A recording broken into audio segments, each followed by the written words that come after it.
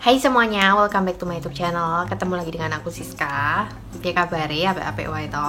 Jadi di video kali ini aku mau bahas tentang asam lambung lagi, tentang GERD, anxiety, panic attack, kecemasan. Dan aku selalu mengawali dengan kasih tahu kalian kalau kalian baru pertama kali ini nonton video aku tentang perasam lambungan dan gangguan kecemasan ini, kalian bisa cek di playlist GERD Journey, GERD Anxiety Journey aku. Di situ aku juga bahas tentang perjalanan aku dari awal nih, GERD, asam lambung dan gangguan panik kecemasan ini. Itu dari 2 tahun lalu ya, sebelum pandemi bahkan, dimana waktu itu perut aku, lambung aku lagi sensi-sensinya, jadi makan apa aja itu kayak nggak enak lambungnya, terus juga muncul sensasi-sensasi yang rasanya luar biasa itu, sampai aku kehilangan banyak berat badan ya, karena aku nggak bisa makan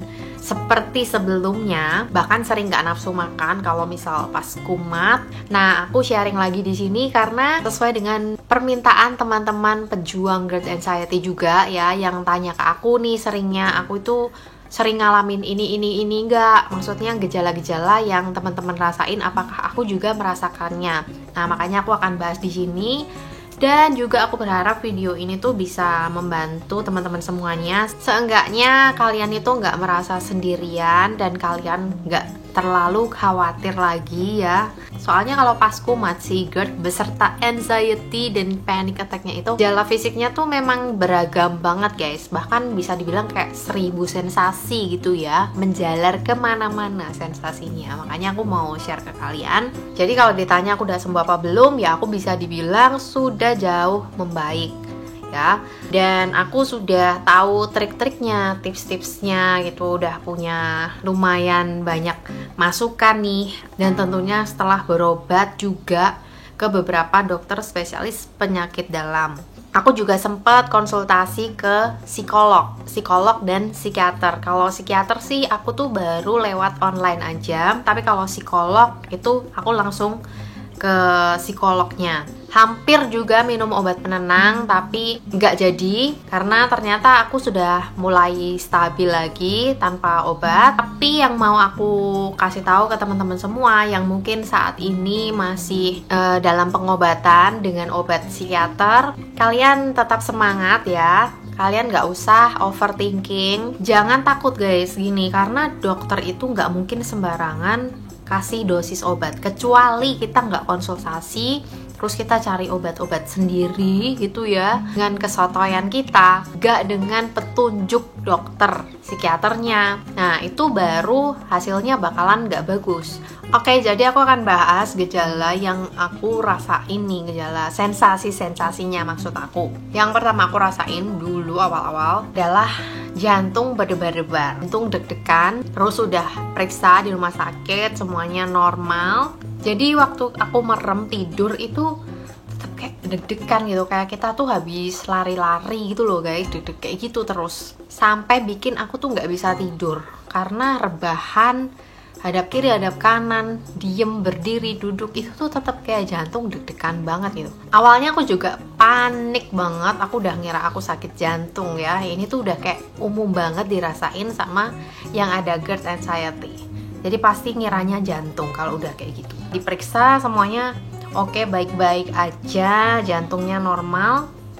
Itu pun kita yang masih nggak ngerti, kita tuh ternyata ngalamin yang namanya GERD anxiety, kita masih nggak percaya kalau itu bukan jantung. Nah, tapi makin lama setelah ya pokoknya perjalanannya sampai sekarang aku udah tahu gitu ya, udah periksa juga, ya ternyata memang seperti itu adanya sensasinya tadi. Terus yang nomor 2 itu paniknya tuh yang nggak kira-kira. Aku tuh terpaku dengan ketakutan yang luar biasa, tapi ketakutan terbesar itu adalah takut mati guys. Kalau udah ngalamin ini tuh rasanya ya seolah-olah saat itu juga kita tuh bakal mati gitu guys. Nah, itu mungkin bisa jadi juga karena sebelum-sebelumnya aku itu adalah tipe orang yang suka memendam masalah, suka ya overthinking tadi, apa-apa dimasukin pikiran, dimasukin hati, tapi aku orangnya kalau mau marah langsung, misalnya aku lagi emosi ya,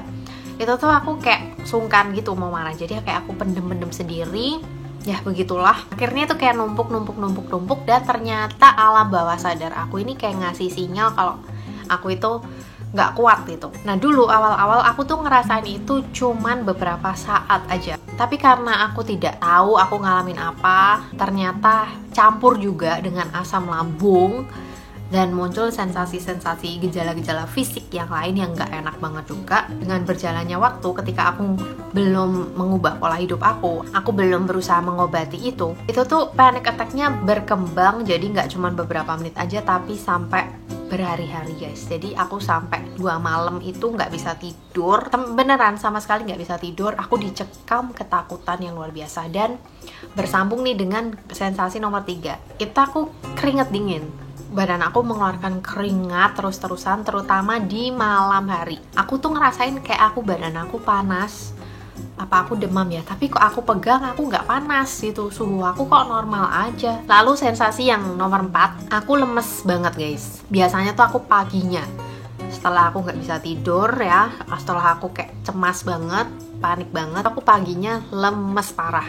Rasanya tuh hampa banget, kayak ya antara hampa, cemas, takut. Kita lupa yang namanya rasanya bener-bener hidup gitu waktu itu kejadian, waktu itu kambuh.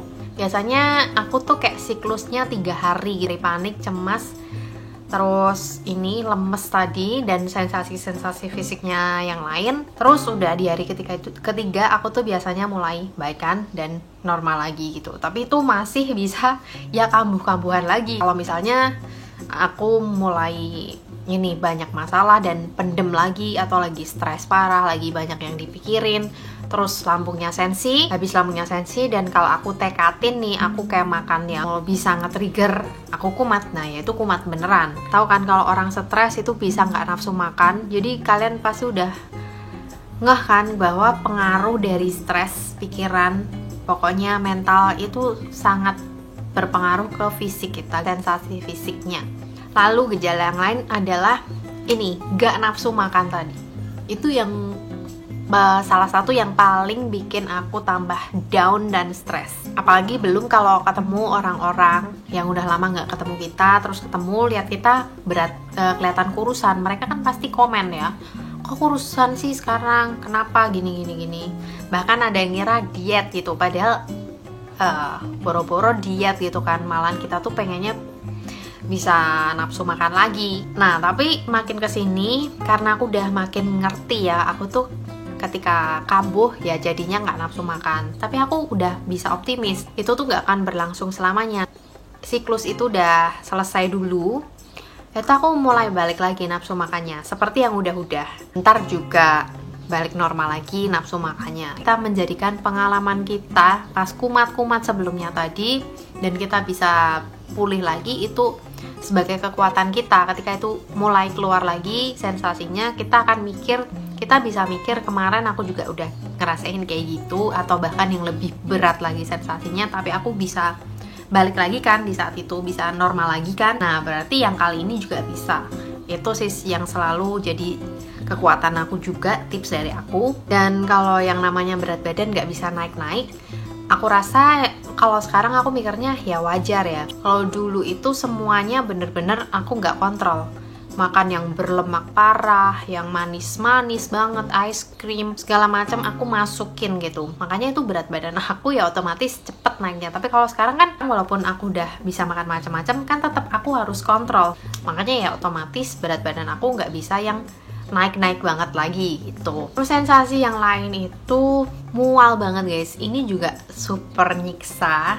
Wow banget rasanya. Pernah satu kali kemarin sampai keluar, sampai muntah, karena seganjel itu ya, di kayak ulu hati itu ganjel banget, super enek. Mualnya itu sampai nggak bisa tidur loh guys, nggak bisa ditidurin gitu. Dan ketika itu paniknya banget, cemas banget, anxiety-nya tuh pol-polan, ketambahan mual parah. Nih tadi kadang minum obat yang biasanya ampuh di aku, itu tuh kayak mental gitu ya, karena saking anxiety-nya juga nggak main-main di saat itu. Kalau udah gitu aku lemes banget, kayak mau nangis aja gitu rasanya ya. Tapi sekali lagi ternyata aku bisa ngelaluin itu. Kapanan itu aku mual banget karena ya lagi ada pikiran, terus sama aku sempet bandel makan pedes gitu. Jadi udah ngerti ya guys ya, pantangannya tuh jelas pedes, nggak boleh ya, walaupun udah bisa makan macam-macam tapi pedes kalau bisa dihindarin. Pedes, kafein tinggi kayak kopi yang keras gitu jangan juga. Terus kecut, asem, nah itu yang kecut banget, asem banget itu juga dihindarin itu. Tapi kalau untuk pantangan-pantangan yang lain ya kita harus niteni sendiri, kita harus mengenali sendirilah karena tiap orang tuh beda-beda. Beneran itu sensasinya tuh macem-macem banget gitu loh. Dan kalau di googling ya jelas munculnya tuh serem-serem. Makanya saran dari aku jangan self diagnosis, kita harus tetap periksa ke dokter spesialis ya. Kalau untuk GERD, asam lambung itu ke spesialis penyakit dalam, jangan googling gitu. Pernah juga perut aku tuh perih banget guys, aku konsultasi, aku dikasih obat asam lambung sama Buscopan Plus waktu itu untuk nyeri di perutnya, cuma 2, dan setelah 2 hari itu hilang sakitnya. Perut sih aku termasuk yang jarang, tapi juga waktu itu sempat ngerasain yang sakit perut banget. Dan apalagi untuk cewek kan kalau tiap bulan gitu ya, mens, itu kayak campur antara asam lambung, untuk yang ada asam lambung ya, itu campur asam lambung dan juga PMS tadi, rasanya wow, makin tuh mix gitu. Jadi kalau udah mau mendekati ya waktu PMS ini, aku udah kayak jaga dulu nih makanan karena ini bakalan bentar lagi mens. Pernah juga sampai sakit kepala, dari migrain ya yang sakit kepala sebelah sampai yang bener-bener satu kepala itu kayak berat banget. Terus juga pernah sakit kayak di alis gini tuh kayak kita lagi ngernyit gitu padahal enggak. Jadi kayak di sini tuh sakit gitu loh, berat banget. Itu kalau yang kepala tadi aku sampai pernah CT scan guys, karena saking aku parno banget, sering banget nih sakit kepala waktu itu. Jadi aku makin kan googling, munculnya yang serem-serem lagi. Akhirnya daripada kalau tiap kumat sakit kepala aku googling lagi, aku mikirnya jelek-jelek lagi, ya udahlah aku cek aja. Aku CT scan ya, masuk terowongan gitu, dan setelah hasilnya keluar bagus. Malah semenjak itu aku jadi jarang sakit kepala. Mungkin berarti karena sebelum-sebelumnya aku sakit kepala karena aku takut sakit kepala. Ngerti gak guys? Ya sama dokternya dibilang ya itu sakit kepala tegang gitu. Bisa juga karena aku stres. Terus sensasi yang lain, sendawa gak berhenti-berhenti. Gak cuman habis makan aja, tapi waktu perut kita kosong pun kayak sendawa terus. Sensasi yang lain, tenggorokan. Wah ini apalagi untuk aku yang kerjaannya memang ngomong ya, content creator, youtuber. Kalau aku banyak ngomong gampang perih nih tenggorokan. Itu semenjak aku ada asam lambung juga. Terus aku sampai pernah periksa ke THT juga, dokter THT, diteropong gitu, katanya tenggorokan aku merah banget, diiritasi nih, kayak LPR gitu ya istilahnya kedokterannya. Jadi asamnya ini tadi tuh udah naik sampai ke kerongkongan, jadi itu mengiritasi pita suara. Orang-orang yang sering tenggorokannya sakit, apalagi untuk nelen kayak ganjel gitu juga bisa sering dirasain. Terus gatel juga, atau bahkan udah sampai batuk-batuk. Itu bukan selalu flu ya, bukan selalu flu, tapi juga bisa karena asam lambungnya naik, jadi mengiritasi ini tenggorokan, kerongkongan tadi udah sampai naik gitu. Jadi untuk aku selalu minum madu yang sering aku konsumsi. Madu ini menjadi bahan alami ya, tentunya selain air putih ya. Kalau untuk air putih aku selalu air putih biasa, jadi suhu ruangan gitu. Minum air putih aja. Sama satu lagi, kalau aku tuh cocoknya madu murni.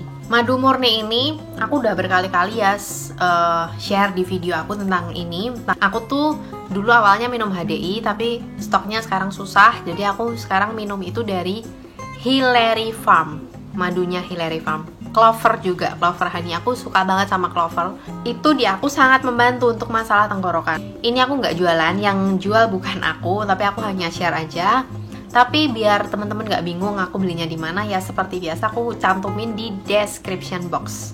dari mengganjal kayak ada salaknya gitu ya kalau buat nelen. Terus juga pernah kayak gatel, kayak berdahak, terus malam hari sering bangun ke batuk-batuk, itu juga pernah. Aku udah share juga ini di video ini cara atasi asam lambung yang sering kumat di malam hari beserta anxiety-nya. Karena banyak banget sebenarnya yang aku pernah bahas, jadi nggak akan aku bahas lagi di sini biar nggak kepanjangan. Kalian bisa nonton di video yang lain, video aku yang lain maksudnya. Terus sensasi fisik yang lain itu dada panas, jadi heartburn.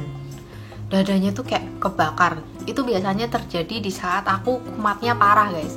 Saat aku bener-bener paniknya luar biasa, tuh dari mual, perut nggak enak, terus keringat dingin, cemas parahnya pol-polan tadi, itu campur juga sama heartburn. Jadi untuk teman-teman, aku berharap video ini bisa membuat kalian lebih tenang ya. Terutama untuk yang ada anxiety, aduh memang sensasinya tuh macam-macam banget. Sekarang itu aku selalu waktu doa, waktu sebelum tidur, aku bilang ke diri aku sendiri, kayak aku afirmasi positif gitu ya. Jadi aku sehat, aku kuat, aku sehat, aku kuat. Jadi kayak kuasa perkataan, guys, karena perkataan kita itu punya kuasa. Bukan berarti nggak boleh mengeluh ya, sangat boleh guys mengeluh, apalagi kalau lagi kumat itu memang rasanya wow nggak enak banget. Bahkan aku udah pernah masuk UGD gara-gara kumat ini tadi, paniknya. Jadi aku ngerti banget rasanya itu sangat luar biasa. Bahkan ya itu berhari-hari nggak nafsu makan, berhari-hari nggak bisa tidur. Pokoknya untuk orang yang nggak punya GERD anxiety, kita cerita ke mereka, kadang mereka nggak bisa ngerti guys. Nah ya rasanya memang nano banget itu, dan kadang nggak bisa dinalar gitu kan. Itu tadi kita jadiin pengalaman kita, atau kalian bisa jadiin pengalaman aku yang sekarang aku bisa jauh lebih membaik, dan aku mulai paham apa yang terjadi sama aku, dan aku bisa mulai tahu triknya untuk bangkit lagi, untuk pulih lagi. Kalian bisa jadiin pengalaman aku itu untuk jadi kekuatan kalian. Tips yang paling manjur adalah 3P ya, karena aku banyak belajar juga dari Mas Erik Wibowo, YouTube-nya Mas Erik Wibowo. Terus ada Dr. Andri Psikosomatik, itu aku juga banyak belajar, dan banyaklah dokter-dokter lain, dan itu kunci utama sehingga aku sekarang bisa jauh lebih membaik dan bisa makan macam-macam lagi. Itu juga karena 3P. Jadi pola hidup, pola makan tadi, pola tidur, pola pikiran, ya kan? Ya, itu kuncinya sangat-sangat yang berpengaruh ya, pola pikiran tadi. Kita banyakin afirmasi positif, terus mendekatkan diri ke Tuhan. Apapun agama kita, berdoa itu sangat-sangat membantu. Itu jadi sumber kekuatan kita, bisa jadi sumber kekuatan kita, ya kan? Jadi itu sih yang aku bisa bagiin ke kalian. Semangat guys, kalian tidak sendirian dan kita bisa melalui ini sama-sama. Komen, share, subscribe, dan setelah subscribe nyalain lonceng notifikasinya juga. Oke teman-teman semua, terima kasih sudah nonton. Sampai ketemu di video yang lain.